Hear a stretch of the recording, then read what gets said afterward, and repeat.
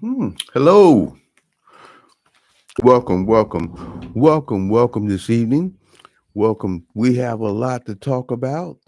Thank you for joining us this evening. We are live right now, coming in live from Georgia, from the battleground state of Georgia. There is so much for us to talk about, and there's so much for us to talk about. I want to introduce myself to you. My name is Roy Brown. My friends call me Abednego. I'll be your host. Now, this format is going to be great because the title of our show is Tell Me Your Story. We're going to give you an opportunity to share what how you feel, your story. Yes, we're going to have great guests. We'll have important people. We'll have celebrities. We'll have people that you recognize their names. But I want to be quite honest with you. Every one of us has a story. There's a story, we all have one. And I know that even as we going through this election, these next few days, there's a lot of stress, there's a lot of drama, there's a lot of tension in the air. And we all have our individual feelings of how we feel, um, you know, what motivates us, um, who we think we're gonna win the election. But sometimes all of that, my friends, causes a lot of stress, cause a lot of tension. There's a lot of people losing sleep. There's a lot of people that are that the elections are affecting the way that they eat, the way that they are able to talk with other people, and we've got to understand that there's a lot of things going on, but but we can't let that get to the core of who we are. We've got to be the same, consistent, whether it's raining or whether it's the sun is shining. We've got to be consistent whether there's a Democrat in office or there's a Republican. We can't let the outside change us or make us into something that normally we wouldn't be. I'm the author of the book that you see right behind me. This book was not endorsed by Donald Trump. And it's true. It wasn't endorsed by him. He wanted to endorse it, but we decided not to have any kind of a. We wanted to be nonpartisan. We wanted to be neutral, and because the question really, and the premise of the book is that when I grow up, will my vote count? Let me ask you: do you feel that with the current situation and the circumstances and what's going on, do you feel that your vote is going to count? Do you feel that our vote is going to count? You know, there's a lot of stuff going on. There's a lot of people purging the rolls, and there's a lot of confusion going on. How do you feel personally? Do you feel that your vote's going to count? Now, the acknowledgments in the book, and I think that is so very important, really, even in this day and age. One of the in the acknowledgments, there's a poem by Johnson Oatman Jr. And I want to read it to you this evening. And I want you to see if you could just think about it, the words of it for a moment, because I think that that is what's necessary for what we need to do right now. And the poem, it goes like this. It says, I'm pressing on the upward way. New heights I'm gaining every day. Still praying as I'm onward bound. Lord, plant my feet on higher ground. My heart has no desire to stay where doubts arise and fears dismay. Though some may dwell where these abound, my prayer, my aim is higher ground. I want to live above the world. Though Satan's darts at me are hurled, for faith has caught the joyful sound, the song of saints on higher ground. I want to scale the utmost height and catch a gleam of glory bright. But still I pray to heaven I found.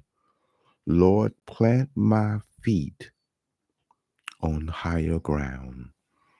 You know, good to see you. Good to see you this evening.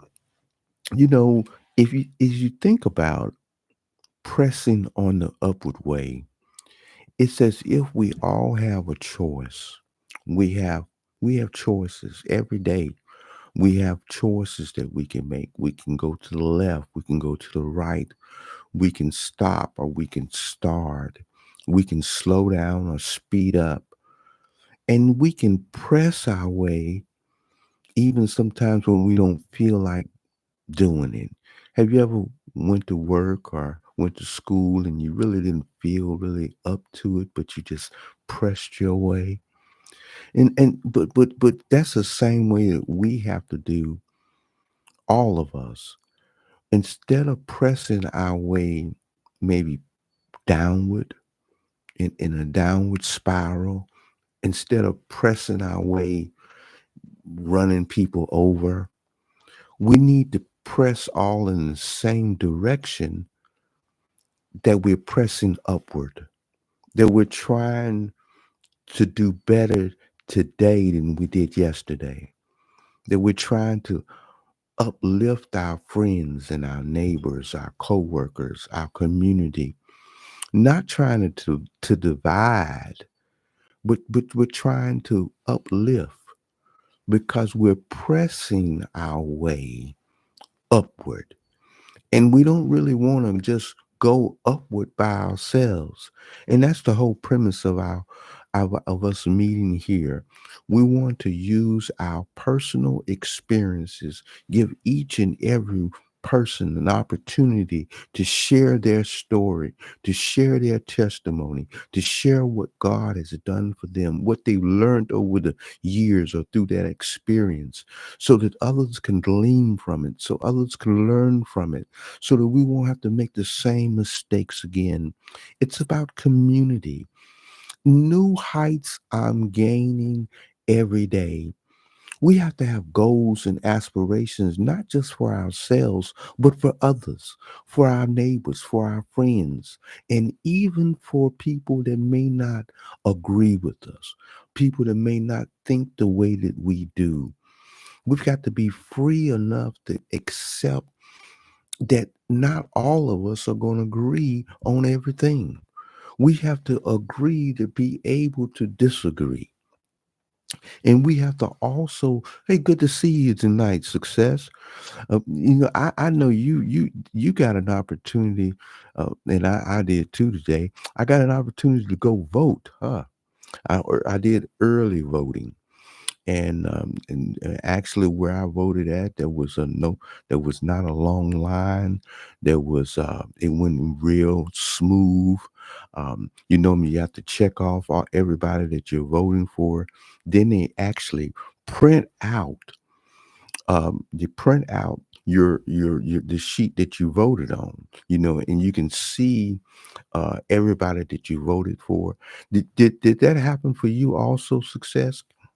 Did you get a chance to see everybody that you voted for? Um, just type that in and let me know. But I think that the transparency that we have now in the election process and how thorough it was and how that you can print out and see, sometimes you might feel that you might have made a mistake or you pushed the wrong lever, but it allowed us to see that.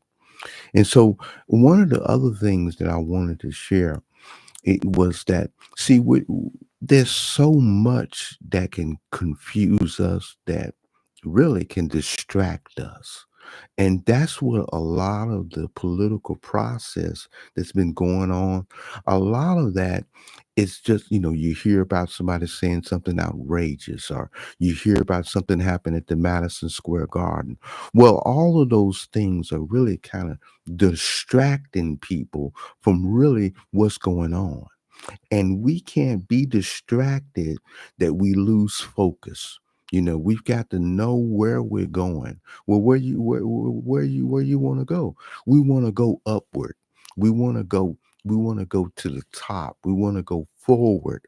We want to advance, and that's pretty simple. Where do you want to go? You want to go upward. And what is that going to take? That means that you may have to press your way. Press. That means that it's not going to always be easy. Sometimes you have to put a little work into it. And matter of fact, the only place that success comes before work is in the dictionary. Most of the time, you've got to put the work in. And thank God our ancestors, they put the work in. So Success says she went to the local library, but she had to wait in line. I understand. I understand. Well, thank God that you did. You waited in line, and we appreciate your vote, because I want you to know that everyone's vote counts, and your vote made the difference. But let me ask you a question, that even even if the person that you vote for, if they don't win the election, and I know sometimes when we're voting for different people, and we want some people to succeed or win, and if they lose, it can hurt us as well. But are you able to go on and support the other person? Are you able to support the person that, if they didn't, if they didn't, if your person that you voted for didn't win, are you able to support the other person? Are we able to, still be involved?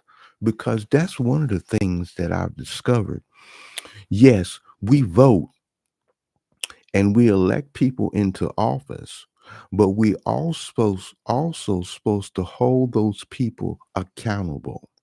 We still supposed to monitor, are they still working in our best interest? We still have to make sure that they're doing what's necessary to stay on that job, to keep that job. So a lot of the voting, it, that's just the part of it. It's like we're hiring somebody. Um, oh yeah, you say Success says she's able to help people. She says she's able to help people. She's able to accept the election. Yeah, and that's what we all have to do. But I don't know about some people. You hear about people um, burning up um, the them boxes that people have to put the votes in. They're doing all kinds of things, but being in a democracy, you've got the right ideal of success. We have to be able to accept the election, whether the person that we voted for, whether they got elected or they didn't. And it shows also a sign of maturity. because you remember when we were little kids, little children, sometimes we wanted things our way. And if we couldn't get things our way, we would cry or um, or just, just throw a tantrum, throw a fit. But now at this point, we have to accept the will of the people. We have to accept that this is democracy and majority rules. So that's one of the things about going onward. Even if the election is not in our favor or the way we want it to, we still have to go onward. And we have to have the mindset. Our minds have to be set that we that that we want to that we're going to go forward. That we're going to keep going onward, that we're not going backwards, you know, we're onward bound. Our minds have to be onward bound. That we're not going to even let our past mistakes. We're not going to let. Sometimes, some people feel that they voted for the wrong person. There's a lot of people that have voted early, and now they say, "Oh, I wish I can change my mind. I don't even know if I don't even know if I wanted to vote for that person." What about you, Success? Have you started having second thoughts about the person that you voted for? Sometimes people have second thoughts, and that's the reason why they sit on the sideline and they kind of wait and kind of wonder. But we have to just keep on going. Our minds have to be onward bound. We have to keep on moving, but we need to also encourage other people to vote, to exercise their right to vote. That is so good that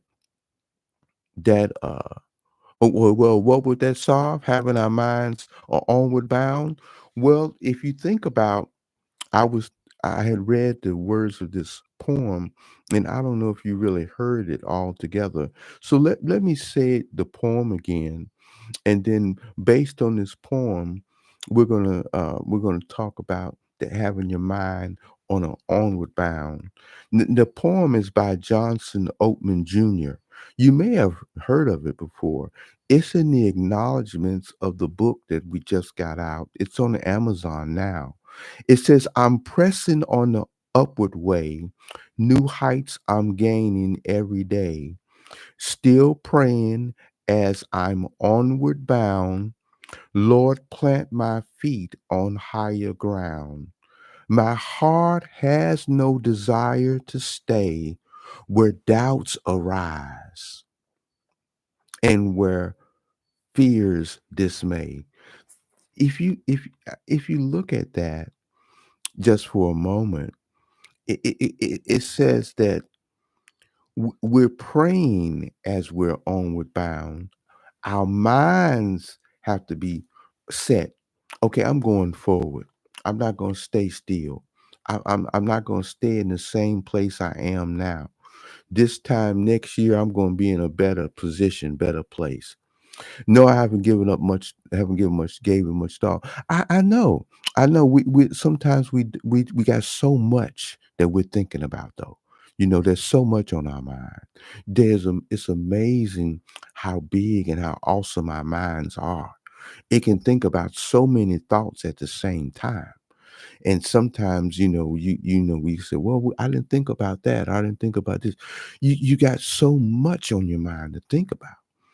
That's why when we say our minds have to be onward bound, meaning that you have to kind of choose how you're going to think that day. You got to choose which path you're going to go on.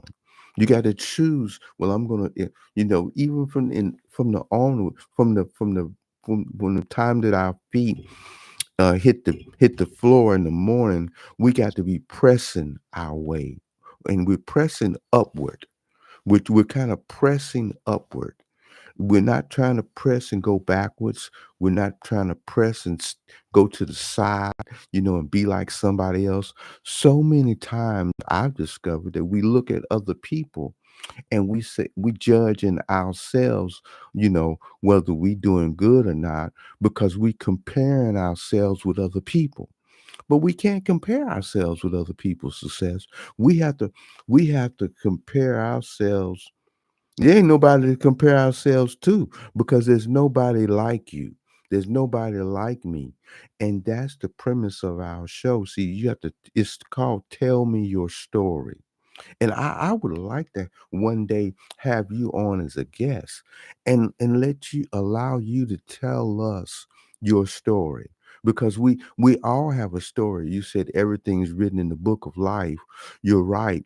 But this show is about your life, and in your open book, and it's giving you an opportunity to express yourself and share with others what you have learned.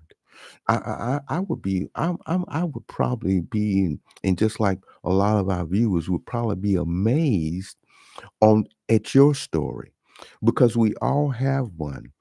And that's what's so important about this platform. It's going to give everyone an opportunity to tell their story, to let others know about their book of life. And so, because you have a story, and your story is just as important as anybody else's story. Michelle Obama, she's got a wonderful story. uh, a lot of people have wonderful stories, but I believe that you have a wonderful story as well. And every day we've got to be gaining. We got to be gaining. I had a good friend of mine named Patrick, and Patrick, I said, I asked him one day, I said, Patrick, what's 5 times 5? He said, I don't. He knew that it was 25. I said, well, what's 3 minus 5? That's a pretty simple one. 3 minus 5. And he said, I don't know how to subtract. He said he only knew how to add and multiply. He didn't know how to subtract. He said, I'm not gonna need to know how to subtract, because I'm gonna have money coming to me. I'm not gonna be throwing money out, or giving money away. I'm gonna be receiving. And that's how life is. We want to receive. We don't want anything to leave. We want everything to be added to us, right? But in life, you're going to have some good days and some days that's not so good. But your good days always outweigh your bad days. And but you got to, in you and I, all of us, we've got to be pressing our way each and every day, that we gain a little bit. At the end of the day, we're a little bit closer. We're a little bit further along than we were the day before. That's one of the things about Senator Warnock. He said, listen, every morning, just get up and put your shoes on, go on out the door. You'll be surprised what can happen. You'll be surprised of what can take place. You say, Success says she's been campaigning for the election. Oh, awesome, awesome! And you sent voting plans to over 100 people. I encourage people to vote. Don't just vote on impulse. Okay, not to vote on impulse. That's beautiful. Yeah, I want people to go back to when they originally first started. Beautiful, beautiful. Yeah, you don't want to be voting impulse, because if you did vote on impulse, I'm pretty sure then you would have some regrets. But and so there's some people that are still on the fence. There's some people that are still undecided. There are a few undecided voters out there. There are some people that maybe was leaning on going or voting for Trump, or leaning voting for Kamala, and they just, I don't know. Well, you still have a few more days to decide, and it's no hard feelings. You shouldn't even look down on yourself, or feel bad if you haven't decided yet. To tell you the truth, some people wait to the last minute. You got to get everything together. You want to get all the information. You want to look at everything, what their agendas are, and how you think it would affect you. And but one of the greatest tools that I believe that people should do As far as voting, they say we should vote our conscience. You know what your conscience tells you. You know your conscience will tell you who you should vote for. You know that feeling inside of you say, well, you know my conscience is telling me I should vote for them, or I should vote for her, or I should vote for this, or I should not vote for that. And so you should vote your conscience. And then we hold people accountable. You're right, success. So after we vote them in office, then we, hey, listen, if you have to, you can go to their office and say, wait a minute, I want you to still represent me. I voted for you. But I want you, what are you doing to help us? What are you doing to help me? And then you hold those people accountable. If you don't see that they're making a difference, if you don't see that they're doing what they said they're going to do, the next election you vote them out. And that's just how, that's what democracy is all about. It gives us the ability to hire people and then fire them. Your vote is you're saying, hey, listen, I want to hire you, and I'm gonna give you an opportunity to earn that job. Now, if you do good, maybe I'll vote for you again. But to be honest with you, I believe we have too many career politicians. How do you feel about that? Do you think that we have too many career politicians? Do, what do you feel about that? Do you do you feel that we have too many career politicians?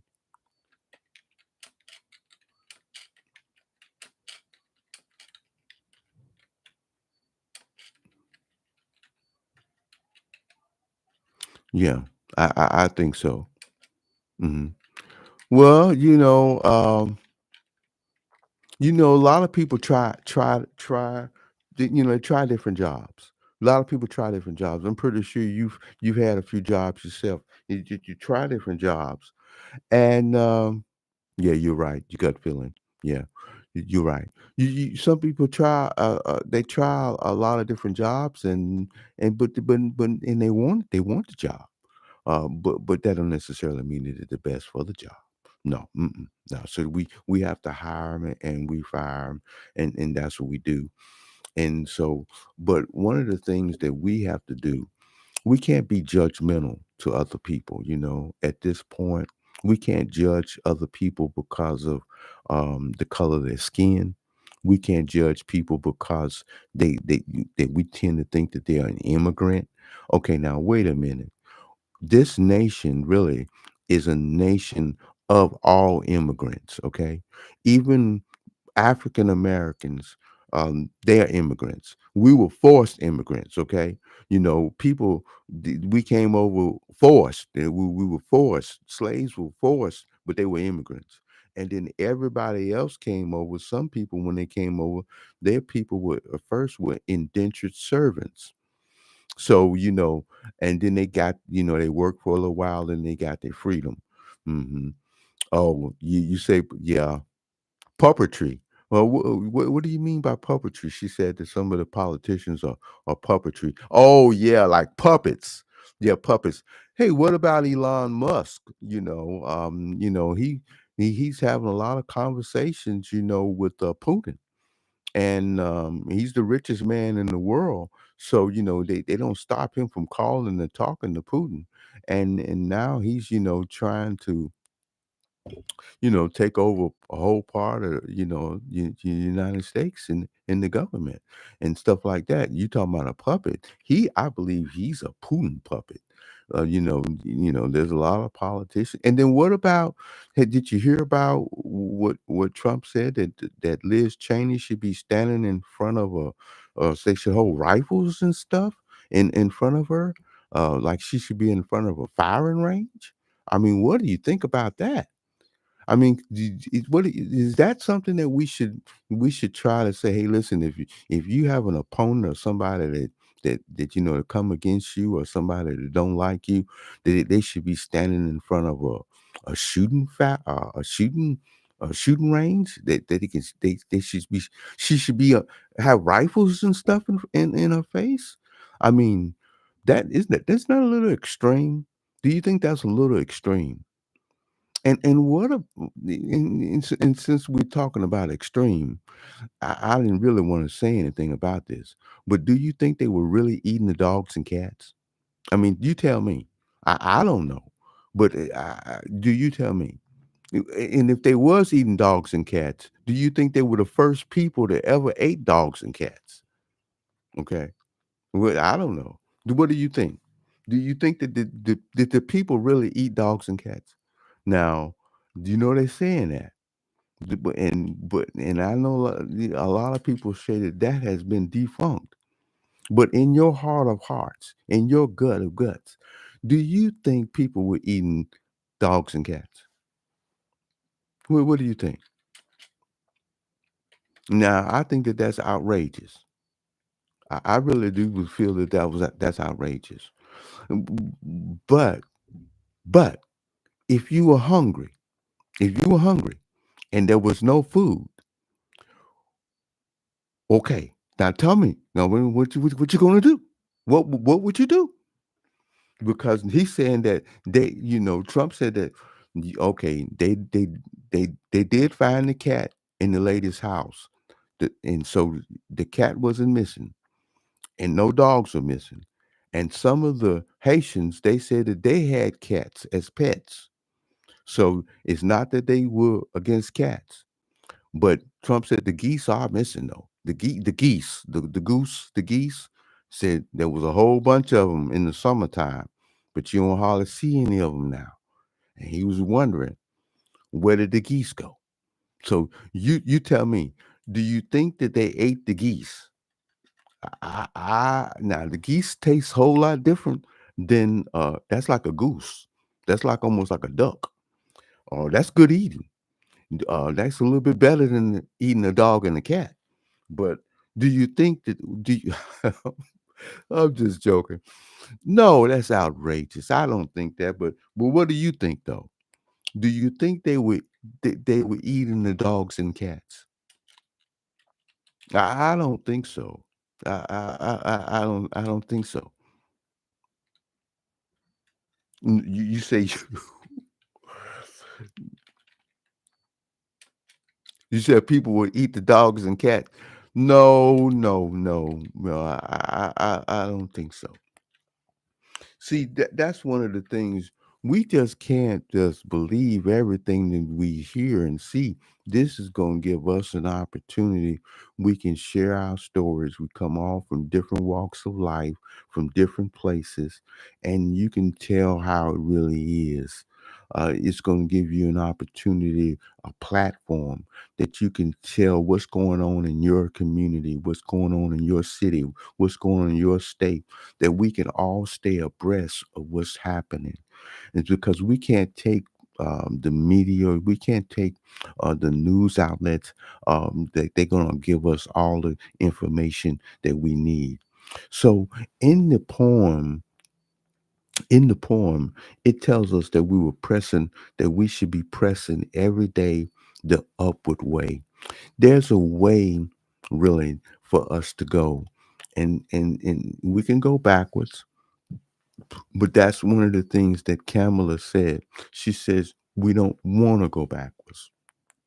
We don't want to go back. And you know what? I discovered, okay, President Obama got elected. A lot of people came out and voted for him. President Obama got elected, and we did good.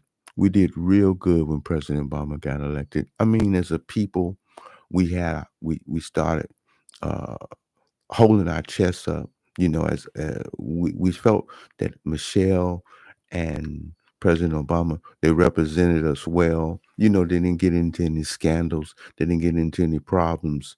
And because they didn't get into any scandals or any problems, we felt that people started listening to us a little bit better. They respected us more. But because President Obama came up and he was in office for 8 years, after then, it seemed like they said, "Wait a minute, we got to go back and get something." And they went back and got, it seemed like they supported something that was. They replaced President Obama, who was doing so good, with President Trump. is because we were going forward, and then they wanted us to go backwards. And so and then so he had an opportunity, and he had a chance, and but his mind is so warped that he don't really want to understand that you're supposed to have a peaceful transition of power, a peaceful transfer of power. And you can't stay in that office just because you want to. You can't just claim it you like that. You can't just take it. And so he's not as strong as he may appear to be. But so success said if they did, that's their prerogative. Oh, if they ate dogs and cats, you have to survive. We eat chicken, cows, pigs, and fish. What's the difference? Well, they say that the dogs and cats taste like chicken, but it ain't chicken though. It ain't chicken. So the difference is that the chicken tastes supposed to taste like chicken. The cow and hamburgers and you know barbecue and fish, that all tastes good, but dogs and cats don't taste like chicken. No, but no, just joking. Sometimes though they're saying these different things, and really it's codes all behind it. They got meanings, different meanings.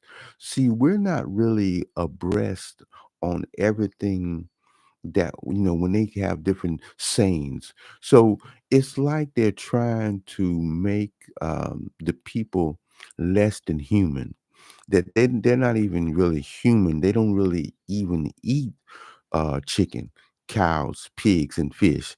It's not that they they wouldn't eat chicken, cow, pigs, and fish. He's making it sound like they don't even want chicken, cows, pigs, and fish. That's what they eat. They're savages. He talks in a way that they're less than human. You got to understand. See, long time ago they considered slaves 3/5 of a human. So they always want to make people, certain groups of people, make other people feel that they're not even really human. These people are not even kind of human. They're not like you and I. We might eat chicken or cow or pigs or fish, but they don't even eat that. What they eat is cats and dogs. They don't even eat what we eat. See, they're animals. They're from. He wanted to put them in a light that they're from Haitian. They from Haiti. They don't. They eat different things than we eat. That we need to round all of them people up, because we don't need them loose in our communities. We don't need them loose in our neighborhoods. We don't need them. They're a danger to society. So people can fear them, and so then other people in the community look at them and say, wait a minute, they don't even eat chicken or cow or pigs or fish like us. They eat dogs and cats. Well, we got to keep our dogs away. Of course we got to keep our cats away. Matter of fact, we might as well keep our children away from them too, because they might eat them. See, they want to. And then now people are treating the Haitians in Springfield as if they got some kind of disease, or they got some kind of plague, or they not. You shouldn't. Your kids shouldn't play with their kids. They shouldn't go to your school. And it's all designed to divide people. It's all about division. And so it's divide and conquer. I don't know if you've heard about that lately, but that's an old strategy that they've used for years. Divide and conquer. If they can divide you, if they can have you going against somebody else, or they can have you going against this person, you're supposed to be working together, but you're divided. You're supposed to be in the same neighborhood in the community, but you're divided. And so what's going on right now, America is starting to come together. Because of the consequential moments that we're in now, the people are going to have to come together. The majority is going to rule. So if there's no majority, then of course the other forces are going to rule. But America has always risen to the occasion. When we have, as a people, when we've ever been faced with the choice of freedom or tyranny, we've always chose freedom. And even it goes back into slave days. There's some people that the slave, you're right, there's some people, some slave masters said that their slaves enjoyed being slaves. They slaves, they slaves enjoyed themselves. And it's right. Harriet Tubman said that she would have been able to deliver more people from slavery if they wanted to go, if they believed that they was a slave. There was some people when Harriet Tubman was doing the Underground Railroad, trying to deliver people from slavery and bondage, going down into the Delta and going down into Alabama and going down into South Carolina or going down into North Carolina, making those dangerous trips to rescue her people, or rescue people from slavery and take them back north. She said she would have delivered more people, but they didn't know they were slaves. Sometimes we don't know that we've been conditioned. Some people have been conditioned and don't even know it, conditioned not to. And that has a lot to do with lynch. Have you have success, have you ever heard about Mr. Lynch? Years ago, the slave masters had a man named Mr. Lynch, and he came over and he taught the slave masters how that they can dominate, how that they can control the slaves. See, the slave masters was few in number. It wasn't that many slave masters, but it was a lot of slaves. Now, how did just a few people keep a whole lot of people in bondage for so long? It was mentally. They did it, they enslaved them mentally. Yes, they did it physically. Yes, they used fear. Yes, they used intimidation. And yes, they used death. If they killed them and did all kinds of stuff. But what Mr. Lynch taught them to do is that he had them to go against, he had the light skinned slaves against the dark skinned slaves. He had the old slaves going against the young slaves. Okay. He had the he had the he had slaves that couldn't trust one another. And that's been inbred into the very fabric of the being of most of our people, that we have an inherent distrust for one another. But we've got to break those shackles, and we have to understand that, hey, listen, we're no longer are bound. And yes, we're free. There's no shackles on our hands, but there's some still on our mind. And we're allowing social media, we're allowing other people to do the thinking for us instead of us doing our own thinking. You can think for yourself, and I can think for myself. We don't need anyone to think for us, and we don't need anybody to tell us what to think. We got to be free to think for ourselves. And that's what it's all about, being free to think for ourselves. We've got to press the upward way. There's new heights that we can gain every day. And you're never too old. You're never too old to gain something the next day. You know what I'm saying is that so many times, I believe in the past, we have believed that the hand that we've been dealt, that's our lot in life, and we can't change it. But the devil is a liar. We can change it. And that's what's so very important about this election. It is time for us to collectively turn the page, not just in politics, but also in our lives, and turn the page in how we think. Turn the page in how we treat one another. Turn the page in what we really want to do and accomplish in life. Turn the page of how we treat one another. Turn the page not just with other people, but what about us? It's time for us to turn the page and do some self care. It's time for us to turn the page and stop pointing fingers at other people. But hey, listen, just reach out and embrace someone. It's time for us to rise to a higher height. And how do we do that? We can't do it by holding on to grudges. We can't do it by being hateful and mean. We can't do it by pointing fingers at one another, lying on one another, but we can do it by just uplifting one another, by loving one another in spite of our faults. You know, it's easier to love than it is to hate. Did you know that it is easier for you to smile than it is for you to frown? It's easier for you to smile. It's less muscles that you have to use to smile than it is for you to frown. It's easier to it's easier to be happy than it is to be sad. We have to make ourselves, we have to make ourselves come to ourselves, and we have to press on the upward way. There's new heights I'm gaining every day, still praying as I'm onward bound. Lord, plant my feet on higher ground. My heart has no desire to stay where doubts arise and fears dismay.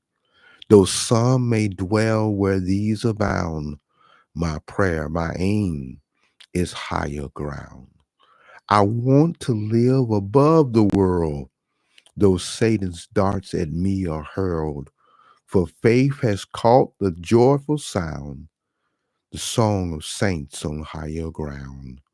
I want to scale the utmost height and catch a gleam of glory bright. But still I'll pray to heaven I found. Lord, plant my feet on higher ground. That's the premise of our program. This is Tell Me Your Story. And this is going to give all of us an opportunity to let our story be known. This is a way that your mother, your father, your auntie, your uncle, your niece, your nephew can know your story. We can record it and we'll let the world know because each and every one of us has a story to tell. And I'm so excited about what's ahead of us. I can't wait to see the guests. I can't wait to ask them the questions. We are pressing our way upward. New heights we're gaining every day. I'm going to let you go right now, but I'm going to see you tomorrow, which is Saturday at 1 and 3 and at 5. This is important. We are so, we are pressing our way. So let us press together. I'll see you tomorrow. And why don't you get ready to tell your story? Be sure to tell someone that you love them today. And we love you too. Have a good evening. Be safe out there now and drive careful.